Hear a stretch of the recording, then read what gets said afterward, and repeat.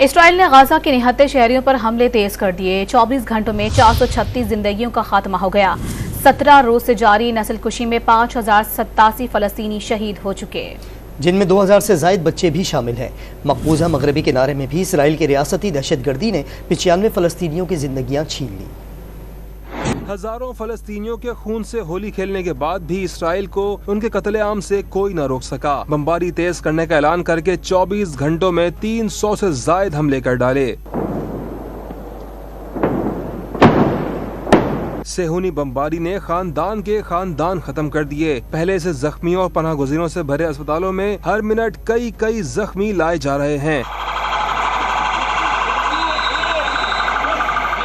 जाँ भाग और जख्मियों में बड़ी तादाद बच्चों की है। एक बाप अपने गुमशुदा बच्चे की लाश सर्द खाने में पाकर गम से निढाल हो गया।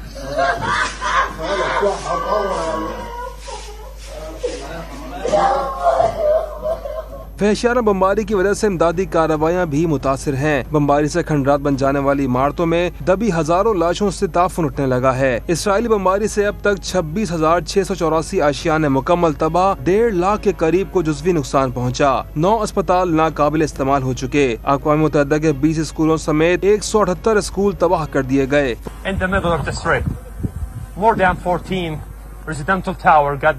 फलस्तीनी सहाफ़ी ने गजा के शहर अल ज़हरा में तबाही की ड्रोन वीडियो शेयर की। इधर मकबूजा मगरबी किनारे में भी सेहूनी फौज और आबादकारों ने फलस्तीनियों पर जिंदगी तंग कर दी। फायरिंग के वाक़यात में अब तक 95 फलस्तीनियों को शहीद किया जा चुका है।